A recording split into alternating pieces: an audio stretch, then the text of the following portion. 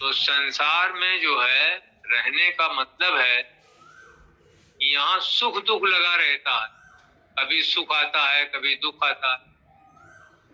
तो हम लोग सुखी दुखी होते रहते हैं, सुख में सुखी होते रहते हैं, दुख में दुखी होते रहते हैं। तो सुखी दुखी होना हमारा एक स्वभाव बन गया है, और सुख दुख आना भी जरूरी है, वो आते जाते भी रहते हैं। तो कभी कभी देखिए, जो लोग नवयुवक हैं, नौजवान हैं, उनके मन में शांति रहती है कि अभी हम कुछ काम करना है, हमको तो अभी हमारा बहुत जीवन बचा है, हम उसमें अपने काम को कर लेंगे। लेकिन जो लोग वृद्ध हो गए हैं, बूढ़े हो गए हैं, जिनमें अब उतनी शक्ति नहीं है कि कोई काम कर सके, तो जो काम वो नहीं अपने जीवन में कर सके, तो उनकी याद आती रहती है कि हम ये नहीं कर सके, ये नहीं कर सके, ये नहीं कर सके। तो उनका चित्त बड़ा अशांत रहता है, उनके मन में बड़ी अशांति रहती है कि अब हम बूढ़े भी हो गए और इतने काम बाकी रह गए, हम अब कुछ कर नहीं पा रहे। तो दोनों में जो युवा अवस्था के लोग हैं, वो सोचते हैं हम तो अभी हमारा जीवन बहुत बचा है, हम कर लेंगे। लेकिन जो वृद्ध लोग हैं, उनमें काम के न कर पाने की वजह से बड़ी अशांति रहती है, और उनके मन में अशांति की लहरें पैदा होती रहती हैं कि ये काम हमने किया, ये काम हम नहीं कर पाए, ये बहुत जरूरी काम है और हमारे अंदर शक्ति भी नहीं है, न धन ही है, इसलिए हम ये काम अब कैसे कर पाएंगे। ये सोच सोच करके वृद्ध लोग बहुत दुखी होते। ये जो हमारा ये संसार है, इस संसार में कार्य तो करना ही पड़ता है। गोस्वामी जी कहते हैं कि कर्म प्रधान विश्व कर राखा, जो जस करे सो तस फल चाखा। तो कर्म अच्छा करना चाहिए और बुरे कर्मों का फल भी मिलता है। जैसे देखिए, ये संसार में संसार न तो अच्छा है न बुरा है, इसमें दोनों की मिलौनी है। अच्छे बुरे हम लोग होते हैं। अगर हम अच्छी चीज सोचते हैं तो हमको अच्छाई मालूम पड़ती है, अगर हम खराब बात सोचना शुरू करते हैं तो हमें खराबी मालूम होती है। तो आप देखिए, बहुत से लोगों को कहेंगे कि संसार अच्छा है, कुछ लोग कहेंगे संसार बहुत खराब है। तो ये अपनी अपनी मानसिक अवस्था के अनुसार होता है कि संसार अच्छा है कि खराब। जैसे देखिए, जाड़े के दिनों में आप लोग आग के सामने जब बैठते हैं तो आपको कितना अच्छा लगता है, वो आपको गर्म रखती है, आपको आराम देती है। हीटर आप लगाते हैं, आपको उसका सुख प्राप्त होता है। लेकिन अगर उसी गर्मी से, उसी आग से आपकी उंगली जल जाती है तो आप कहते हैं कि ये आग बहुत खराब। उंगली जल जाने पर आप कहेंगे आग बहुत खराब चीज है। और जाड़े में आपको जब वो आराम पहुंचाती है तो आप कहते हैं कि आग कितनी अच्छी चीज है। माने वो ना अच्छी है ना खराब है, हम उसका जैसा उपयोग करते हैं उस तरह से हमको लगता है। इसी तरह से संसार में कोई चीज अच्छी नहीं है, न संसार अच्छा है न खराब है। हमारी मानसिक अवस्था जैसी है वैसा हमें मालूम पड़ता है, वैसा ही हमको ये संसार लगता। तो संसार में दो चीजें हैं, एक तो अच्छी चीजें, एक खराब चीजें। लेकिन अगर हमारी मानसिक अवस्था जैसी है वैसा ही हम महसूस करें, तो अपनी मानसिक अवस्था को, अपने चिंतन को, अपने सोचने के तरीके को बदलने की जरूरत। इस संसार में रहने का एक बहुत बड़ा ये भी लाभ है, हम संसार के ऋणी हैं, लेकिन संसार हमारा ऋणी नहीं है। हम संसार में रहते हैं, संसार की चीजों का उपयोग करते हैं, संसार में भोजन करते हैं, संसार में फल हमको मिलता है, संसार में दी हुई भगवान की वायु से हम सांस लेते हैं, जो भोजन वो देते हैं उसको हम खाते हैं। तो संसार हमें बहुत सी चीजें भी देता है।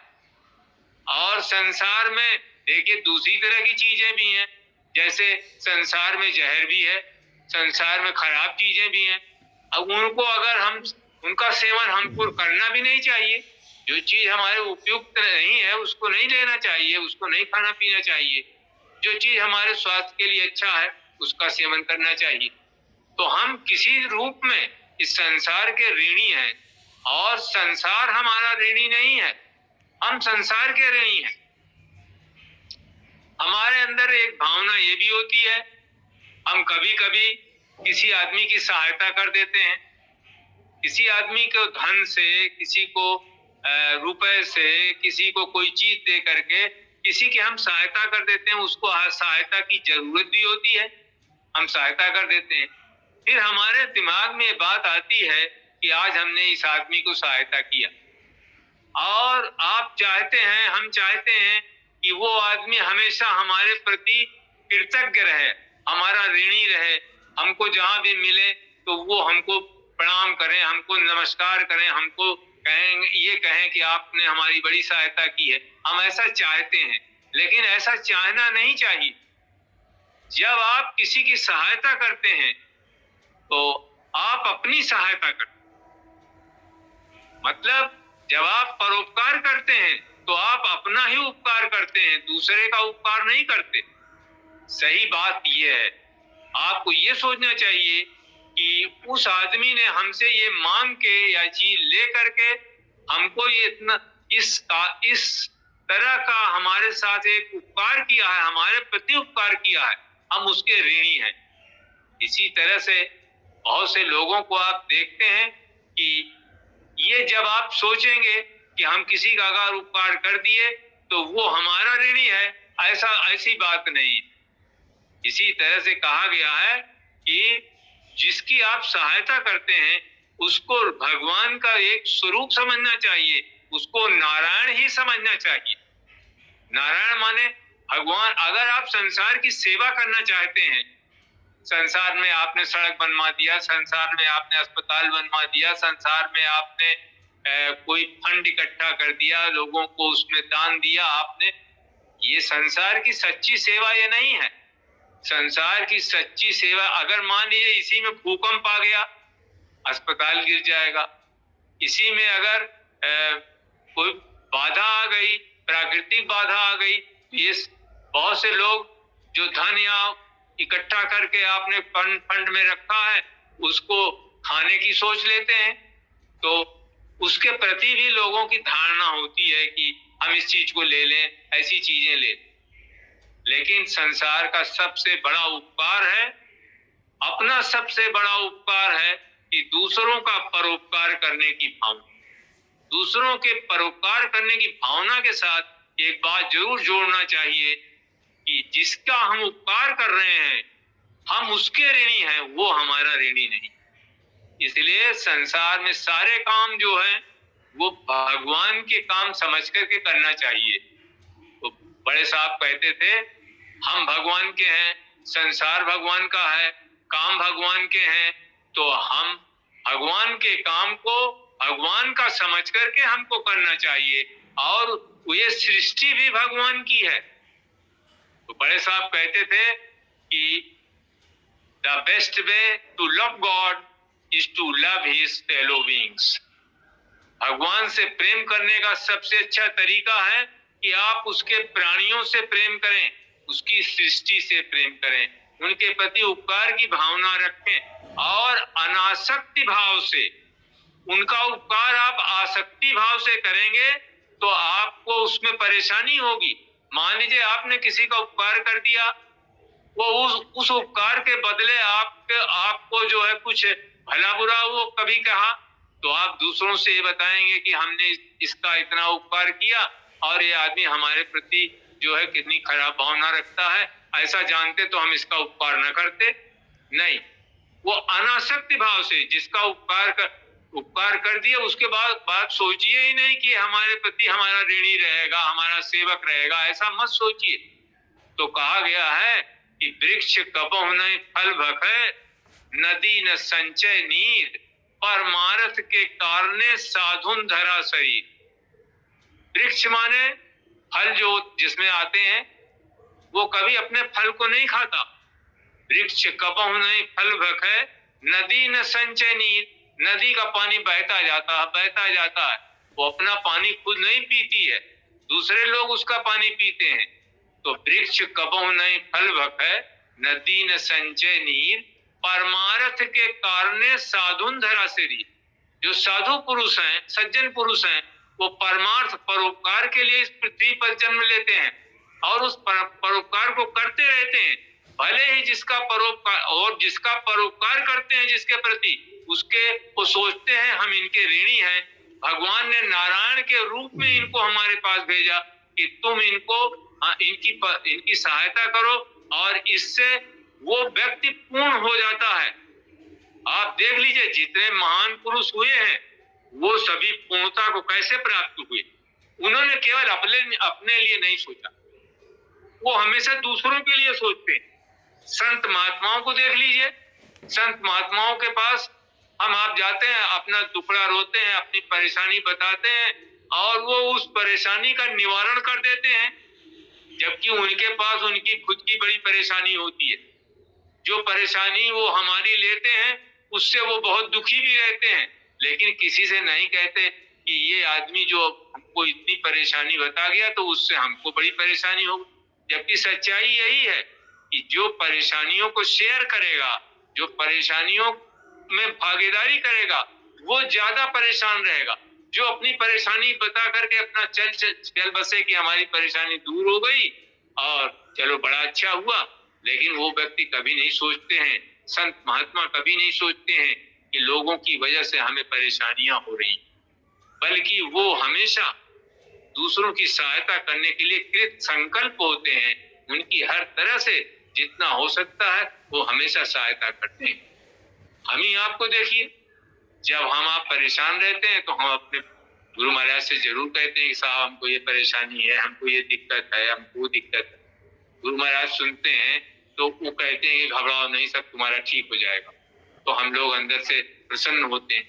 लेकिन सोचिए, जो उस परेशानी को शेयर कर रहा है, जो उस परेशानी को हटा रहा है, तो परमात्मा के यहाँ तो भाई विधान यही है कि परेशानी को भोगने वाला जो भोगेगा वो दुखी रहेगा।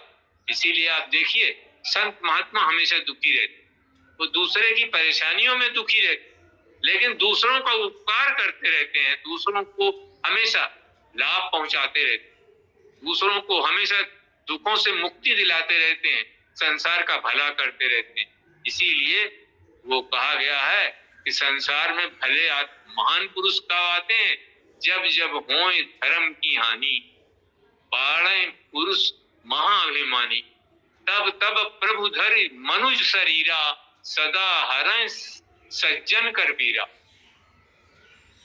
जब जब संसार में बहुत दुष्ट किस्म के लोगों की संख्या बढ़ने लगती है, तब भगवान के यहाँ से सज्जन लोग यहाँ पर, संत महात्मा और उपकार करने वाले लोग यहाँ पर जन्म लेते हैं और दुखी लोगों की पीड़ा को हरते हैं। अवतार लोग क्या करते हैं, हमारे भगवान राम, भगवान कृष्ण, ये सभी यहाँ पर देखिए, भगवान राम ने रावण और राक्षसों का वध किया, क्योंकि वो साधु महात्माओं को वो खा जाते थे। कृष्ण जी ने बहुत से राक्षसों का वध किया, कंस का वध किया। तो अवतार इसीलिए आते हैं कि जो दुष्ट आत्माएं यहाँ पर आती हैं, जो आम जन को परेशान करती हैं, उनका विनाश कर देती। इसलिए हमारे आपके जीवन में एक ये बात होनी चाहिए कि हम दूसरे का उपकार करें और बदले में ये ना चाहें कि वो भी हमारा कुछ करे, हमारी नौकरी करे, हमारा सेवा करे। ऐसा कभी नहीं सोचना चाहिए, बल्कि उसको नारायण का स्वरूप समझ करके, भगवान का स्वरूप समझ करके उसकी सेवा करनी चाहिए। और इससे जो सेवा करने वाला व्यक्ति है वो पूर्णता को प्राप्त होता है और भगवान का प्रियजन बनता है और भगवान को भी प्राप्त कर लेता। इसलिए जो बड़े साहब कहते थे कि the best way to love God is to love his fellow beings or creations। भगवान को प्रसन्न करने का, प्रेम करने का भगवान से सबसे अच्छा तरीका है कि उसके जो जीव हैं, उसकी जो सृष्टि है, उस सृष्टि को भी प्रेम किया जाए। भगवान से प्रेम, जब उसके आप फेलो बीइंग्स को माने उसकी सृष्टि के लोगों से प्रेम करेंगे तो आपको भगवान की का बहुत बड़ा सानिध्य प्राप्त होगा, आपको पूर्णता प्राप्त होगी, आपको प्रेम प्राप्त होगा, और इस संसार में आपको जो अशांति है, जो दुख है, जो कष्ट है, जो आप में क्रोध की भावना उत्पन्न होती है, उस क्रोध की भावना उत्पन्न नहीं होगी। आपका मस्तिष्क शांत रहेगा, और जिसका मस्तिष्क शांत रहेगा, जिसके स्नायु में उत्तेजना नहीं पैदा होगी, क्रोध नहीं पैदा होगा, वो लोग ही इस संसार में महान कार्य करते हैं, और वो उनके द्वारा किए गए महान कार्य ही से दूसरे लोग प्रसन्न होते हैं, खुश होते हैं, और उनका उससे भला होता है। आपको एक छोटी सी कहानी बताएं। एक गरीब किसान था, उसको धन की बड़ी आवश्यकता थी, तो किसी ने उससे बता दिया कि भाई तुम भूत की सिद्धि कर लो, तो जब भूत की सिद्धि कर लो तो वो भूत तुम्हारा सब काम कर देगा। तो उसने सोचा कि ये तो बड़ा अच्छा बता दिया कि भूत की सिद्धि कर ले। अब वो कुछ लोगों से मिलने जुलने लगा कि भाई जो लोग भूत की सिद्धि बताएंगे वो करा देंगे हमको, तो हमको बड़ा अच्छा हो जाएगा। तो ढूंढते ढूंढते वो एक साधु के पास पहुंचा, तो उनको बहुत सी सिद्धियां थी, बहुत उनको शक्तियां प्राप्त थी। तो उस किसान ने उनसे कहा, गरीब आदमी ने, कि महाराज जी हमको आप भूत की सिद्धि करा दीजिए। तो उन्होंने कहा, भूत की सिद्धि तुम क्यों करोगे? तो बोले कि इससे हमको बहुत हमारे काम जो है हम उससे करवा लेंगे, तो हम प्रसन्न हो जाएंगे। तो साधु ने कहा, ऐसा करोगे तो भूत लोग बहुत वो दुष्ट प्रकृति के होते हैं, तुम्हारा बड़ा नुकसान कर देंगे, और जब तक तुम उनसे अपना काम लोगे तब तक तो ठीक है, जब तुम्हारे पास काम नहीं रहेगा, तुम उनको काम नहीं बताओगे तो तुमको खा जाएंगे। तो उसने कहा कि महाराज जी ये तो हम बाद में समझेंगे। हम तो वो दूसरे दिन फिर आया साधु के पास, साधु से कहने लगा कि महाराज जी हमको कुछ सिद्धि करवाई दीजिए। रोने गाने लगा। तो साधु ने कहा, देखो ये हम तुमको बता दें, ये बड़े खराब प्राणी होते हैं, बहुत नुकसान भी करते हैं, और तुम उनको जब काम नहीं दोगे तो तुमको खा जाएंगे। तो उसने कहा, नहीं आप हमको सिद्धि करवा दीजिए। तो महात्मा जी ने उनको एक मंत्र बता दिया कि ये मंत्र जाकर के जंगल में जपो, तुम्हारे सामने भूत आके खड़ा हो जाएगा, उससे अपना काम ले लेना।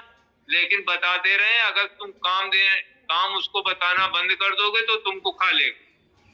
तो उन्होंने कहा कि ठीक है, आप हमको सिद्धि करवा दीजिए। मंत्र बता दिया और बेचारा जंगल में गया और मंत्र जपने लगा। कुछ देर बाद एक बड़ा भयंकर भूत उसके सामने आके खड़ा हो गया, जिसके दांत वगैरह बहुत बड़े थे, बड़ा विकराल चेहरा। वो थोड़ा घबराया। तो भूत ने कहा, देखो भाई तुमने हमको जीता है, हमारी सिद्धि कर ली है, अब बताओ तुम हमको जब तक काम देते रहोगे हम तुम्हारा सब काम कर देंगे, और जब तुम काम नहीं दोगे तो हम तुम्हें खा लेंगे। तो उसने कहा, ठीक है, हम तुमको बराबर काम देते रहेंगे। तो उसने उनसे पहले कहा कि तुम हमारे लिए एक महल तैयार कर दो। वो बहुत जल्दी से एक महल तैयार कर दिया। फिर किसान ने कहा, अब तुम हमारे लिए धन उसमें ला करके भर दो महल में। धन भी बहुत भर गया। फिर कहा, आप बताइए। तो उन्होंने कहा, किसान ने कहा, एक इस जंगल जो दिखाई पड़ा है इसको काट डालो और वहां पर शहर बसा दो। तो जंगल को उसने काट के क्षण भर में शहर बसा दिया। फिर उसने पूछा कि आप बताइए क्या करें। अब किसान सोच रहा है, हमारे तो 3 बड़े काम थे, ये इसने कर दिया, अब हम क्या करें, अब हम क्या करें। तो उसने कहा, देखिए जल्दी काम बताइए, नहीं मैं आपको खा लूंगा तुरंत। तो वो भागा बेचारा, किसान भागा वो साधु के पास जिन्होंने सिद्धि कराई थी, और महात्मा जी से रोने गिड़गिड़ाने लगा कि महात्मा जी वो हमारे पास काम नहीं, वो तो हमें खाने के लिए दौड़ा आ रहा है, हमारी रक्षा करिए। तो महात्मा जी ने कहा, देखो हम तुमको पहले ही मना कर रहे थे कि तुम भूत की सिद्धि मत करो, लेकिन तुमने भूत की सिद्धि करके अपने लिए बहुत परेशानी पैदा कर ली। तो महात्मा जी ने कहा, अच्छा तुम्हारी जान बचाने के लिए एक उपाय तुमको बताते हैं। ये तलवार एक रखी है और वो कुत्ता दिखाई दे रहा है, उस कुत्ते की पूंछ काट करके उस भूत को दे देना कि तुम हमारी ये पूंछ कुत्ते की सीधी करो, तो तुमको खाएगा नहीं और पूंछ सीधी करने में लग जाएगा। कि महात्मा जी ये तो आपने बहुत अच्छा बता दिया, हमारी जान तो बची जाएगी। कहा कि लेकिन जब मुँह सीधी हो जाएगी तब हमारा क्या होगा? पहले ये दो तो उसको। अब वो आ गया, उसने कहा आप काम बताइए। नहीं, मैं आपको खा लूंगा। तो उनका काम ये है, ये पूंछ, ये कुत्ते की पूंछ है जो टेढ़ी है, इसको बैठ के सीधी करो। तो वो सीधी करने लगा। एक बार प्रयास किया, सीधी हो गई, फिर छोड़ दिया तो फिर टेढ़ी हो गई। फिर दूसरी बार प्रयास किया, फिर सीधी हुई, फिर टेढ़ी हुई। तीसरी बार फिर प्रयास किया, फिर टेढ़ी हो गई। तो वो थक गया, बोला कि हम तो बड़े पुराने भूत हैं, एक मामूली काम हम नहीं कर पा रहे हैं। अब ऐसा करते करते वो बेचारा थक गया और उस किसान से हाथ जोड़ लिया कि भाई साहब हमसे समझौता कर लो, हमसे समझौता कर लो। ये समझौता कर लो कि हमने तुमको जो महल बनाया, जो धन दिया, जो शहर बसा दिया, वो आप अपने पास रख लो और हमको मुक्त कर दो, छोड़ दो। अब हम तुम्हारे पास कभी नहीं आए। तो दोनों में समझौता हो गया। तो जो समझौता हो गया, उसने अपना धन वगैरह ले लिया और वो अपना चला गया बेचारा भूत। तो इसका सारांश ये है कि ये संसार जो है कुत्ते की टेढ़ी पूंछ है, ये कभी सीधी नहीं होती। आप सीधा करेंगे तब तक कहीं से टेढ़ी हो जाएगी और आप परेशान रहेंगे हमेशा। इसलिए संसार को सीधा करने की कोशिश मत करिए, अपने को सीधा करिए, अपने को ऐसा बनाइए। संसार का तो काम ही है कि एक काम बिगड़ा रहता है, एक काम बना, एक काम बिगड़ गया, एक काम बना, एक काम बिगड़ गया, और आप हमेशा आजीवन परेशान रहें। इसलिए मस्तिष्क में शीतलता लाइए, स्नायु में उत्तेजना न लाइए, क्रोध भाव से मुक्त हो जाइए और शांत भाव से रहिए। और शांत भाव से रह करके दुनिया में अच्छे अच्छे काम करिए, दूसरों का परोपकार करिए। दूसरों का परोपकार करने का मतलब है अपना ही उपकार आप करेंगे और बिना आसक्ति के, स्वार्थ के बिना उपकार करिए। ये न सोचिए कि इनका हम उपकार कर देंगे तो ये हमारे लिए काम करेंगे, हमारे लिए काम में लाएंगे। ये मत सोचिए कभी। चाहे आपका वो काम करें, चाहे ना काम करें, आप उपकार करते जाइए। आसक्ति को छोड़ करके अनासक्त भाव से उपकार करें। दूसरी चीज, संसार हमारा ऋणी नहीं है, हम संसार के ऋणी हैं। ये सोचिए, हम संसार से बहुत चीजें प्राप्त कर रहे हैं। वायु है, पानी है, तमाम चीजें हैं, वो हम खाने की चीजें, हम वस्त्र की चीजें प्राप्त कर रहे हैं। इसलिए संसार के हम ऋणी। हम संसार को कुछ दे नहीं पाते। अगर देना है तो संसार के प्राणियों को परोपकार के द्वारा उनका उपकार करिए, तो आपका भी उपकार होगा। और आपका जो उपकार होगा तो आप पूर्णता को प्राप्त करेंगे और पूर्णता को प्राप्त करके आप भगवान को भी प्रिय रहेंगे, ईश्वर को आप प्राप्त करेंगे। इसलिए संसार में किसी से घृणा नहीं करनी चाहिए।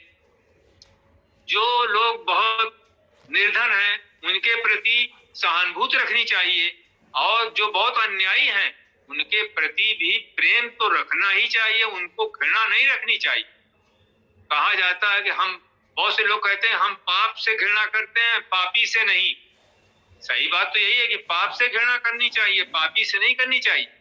लेकिन ये करना थोड़ा मुश्किल चीज है। जो पाप करता है आदमी उससे पहले घृणा कर लेता है। तो इस तरह से संसार में जीवन निर्वाह का ये तरीका है और ऐसा आप लोग करेंगे तो भगवान के प्रेमी बनेंगे। भगवान आपको पूर्णता प्राप्त करेगा, भगवान आपको दर्शन देगा अपना, और संत महात्माओं के यहाँ आप ईश्वर को प्राप्त करने में सक्षम हो जाएंगे और आप में क्रोध नहीं रहेगा, शांत भाव आ जाएगा और आप में किसी को घृणा भाव से नहीं देखेंगे।